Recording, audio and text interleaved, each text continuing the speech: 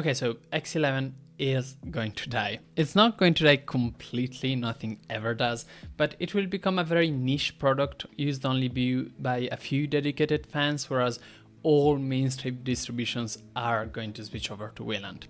It's also not dead yet, rather it's in this gradual process of becoming less and less used, with more and more distributions getting rid of it, and truth be told, that's for the best.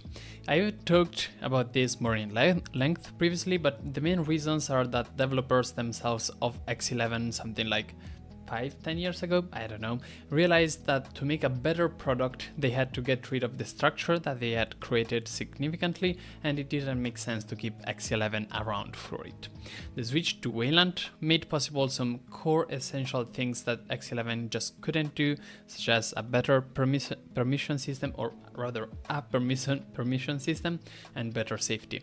It should then come with no surprise that the number of commits measured over time decreases every year in the X11 project. That was up until 2024, when, surprisingly enough, it went up by quite a lot to the levels of 2013, so like 12 years ago. And it was all thanks to one developer called Enrico, the same developer that in recent days has announced a new fork of X11 called X Libre. In order to understand whether it's something that we should keep an eye on or not, we need to first dive into who he is. So firstly, you might be surprised to hear that it's not the first time that we've heard of the guy. He has already been in the Linux news, let's say it like that, when he sent an email to the kernel mailing list claiming that vaccines were bad and they were an experiment of governments that will make all of us humanoid. His email was so senseless that even Linus Torvalds himself wrote an angry reply saying that, well, first of all, this kind of bullshit, doesn't have any place in the Linux kernel mailing list, but even if it did, it still makes no sense at all, because vaccines are, useful. And I do want to stress that there's a difference between somebody believing that vaccines actually hurt or have more side effects than normal, and somebody who thinks that they're a tool of the government to make us humanoid. Those are pretty different stances, and I feel like the latter is a symptom of some kind of unease. This is the context that we're starting from. People with let's say weird opinions in the past have proven nonetheless to be great developers, and I think a very valid question here is, all of this work that he has done for the Linux kernel, for the X11 project I meant, is any of that good? Is he gonna be able to bring this fork forward and make it a good, improved product? And to be clear, given that I'm not that good of a developer, I don't have any chance to be able to understand myself whether his commits were any good or not. However, people who could do so are the developers themselves of the X11 project, who have been maintaining it for the past years, the people with the most commits in the past years after, obviously Enrico himself, who stepped in and took the leadership immediately. The first red flag is that we have a couple of bug reports of very significant regressions that were caused by his codes in just a few past months. And we're not talking about some little regression, but as an example, he completely broke Xrender, which stopped working entirely in an attempt of him to fix a single bug. And this prompted multiple developers to start asking him, and a paraphrase, are you even testing your own changes before pushing them? Because your fix to Xrender completely broke it. And even though he justified his mistakes, saying that he had gotten some technical things of the testing wrong, nonetheless, this got other developers annoyed enough that multiple times they considered just stopping accepting merge requests from Enrico until he proved to test things better. Even worse, the other developers seem to think that apparently his changes were not really fixing anything and only introducing possibly new bugs without fixing any. The discussion escalated multiple times, with at least 3 or 4 developers getting quite angry, saying that it was a net negative on the community and that they just should stop accepting merge requests from him entirely. And on top of that, his tone in the commits whenever a discussion arose was always quite aggressive and implying that there was some sort of conspiracy by big corporations to prevent any X11 release and to keep the project stagnant and eventually kill it. Behavior that didn't stop even when one of the other lead developers said that they were planning to make a release of X11 eventually. So it started pushing so many merge requests that apparently other developers didn't have time, or maybe given the previous regressions didn't want to accept. It reached a point where he had something like 100, even 150 open merge requests, and he was annoyed enough that he created a new issue listing all of these 150 or more merge requests, asking for reviews more intensely.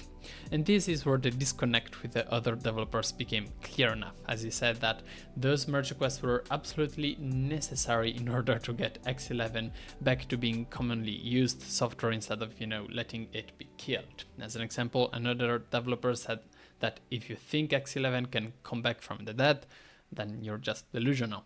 Though it's some strong wording, and I do not totally appreciate that kind of tone, he's right. X11 is not coming back, and honestly, it's too soon to say that we should just trust the fact that is able to be a prolific developer for X11 that is going to be able to bring the project forward simply because he has made a very large number of commits and a very large number of merge requests, even though a lot of these commits and merge requests are very small ones and mostly moving things around, and at the same time another developer told us that they bring little benefit. So we need to have some more information and maybe wait for the next release of this fork, but let's not get ahead of ourselves. Let's actually start talking about the fork.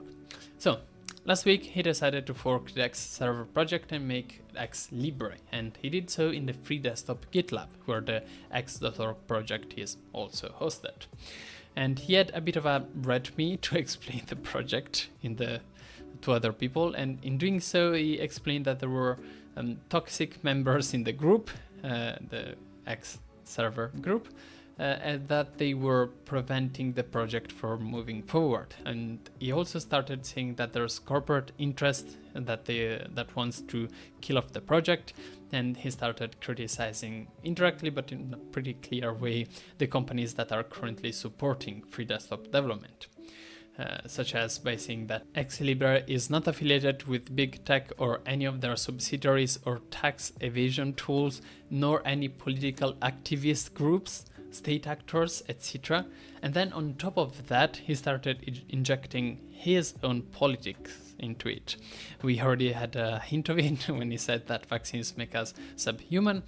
But he also said that this X Libre project was going to get rid of DEI, diversity, equity, inclusion, and that it was a place that is free for everybody who wants to contribute, which is an interesting claim because of course any projects wants to be open and inclusive for everybody who wants to contribute. But then when you start taking into account that people are people and are going to behave in certain ways, you realize that you have to set some kind of limit to what they can do, such as they cannot harass other people, they cannot insult other people, and then you need to take their sensibilities into account. What does harassing mean exactly? And if somebody is actively transphobic, then hopefully we can decide that, yeah, that's also the type of behavior that's going to hurt people, and we do not want that to happen to our contributors.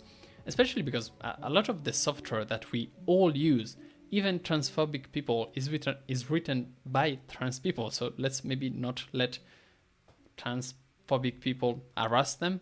And of course, he also decided to end the readme by saying, make X great again, mimicking Trump's slogan, which is not the worst thing that could happen, but you can say, let's keep politics out of this and then mimic Trump's slogan. Like, come on. And obviously, even saying that you want to get rid of DEI is a political statement. There were quite some politics in this fork. Understandably enough, when the Free Desktop project and especially the Code of Conduct committee realized that there existed a fork within the Free Desktop GitLab repository that implicitly criticized the Free Desktop project and even went against its very values of being inclusive to people and mimicked Trump's slogan, well, they decided against it. They deleted the fork and banned Enrico, who did not let that be an obstacle to X Libre's success. Of course, he started claiming to be censored by Free Desktop. He did so in an email that is incredibly deaf to the actual reason he might have been banned. I have to read some quotes here. So much for freedesktop.org being independent and embracing freedom. Perhaps we should nominate them for the next Orwell Award. It's now clear that freedesktop.org is the Red Skirts and they want to kill X.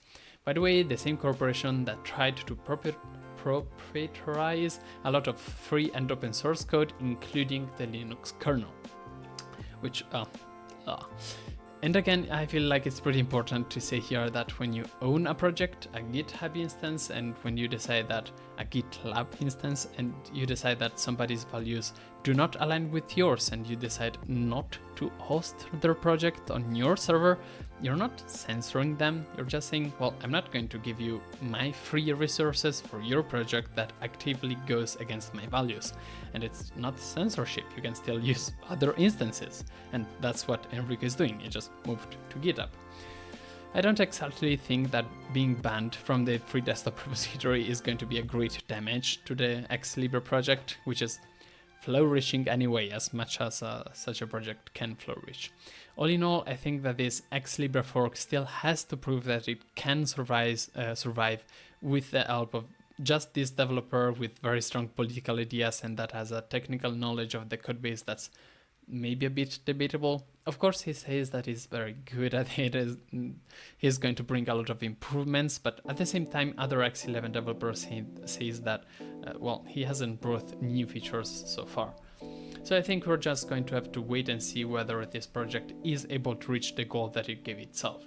But let's also talk about Brody now. But before that, let me tell you about the sponsor of this video, which is no one, or rather it's you. To do all of this, I have to pay not only hosting costs and fees and taxes, but I also pay for other script writers and equipment to record all of this. Sadly, this currently puts us as a loss of roughly $500 a month, something like that, and in order to continue making these videos I need to break even. There's almost 100 people already supporting me amongst various platforms, Patreon people, LibrePie and Ko-Fi and more.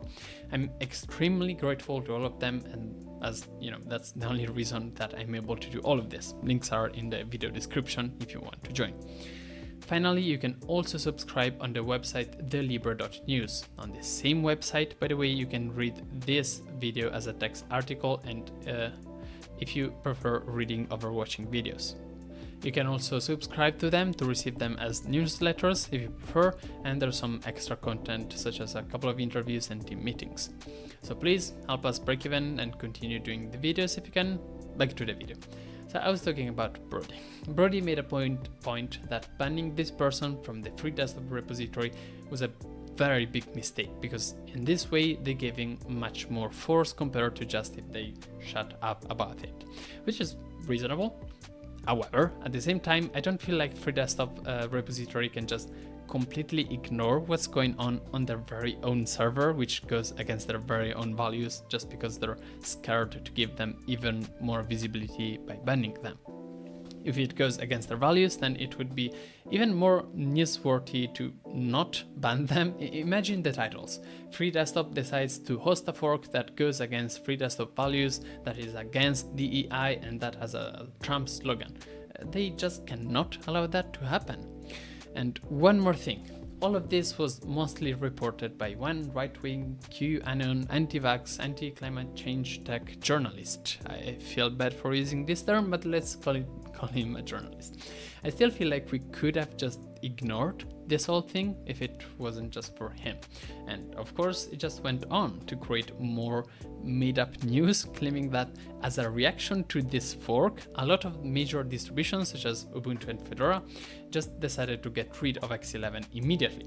Because yes, it is true that Fedora and Ubuntu have just announced that they are discontinuing their X11 distributions, but this was actually planned for months before this. It's not a reaction to X Libre because, to put it bluntly, they don't really give a fuck about X Libre.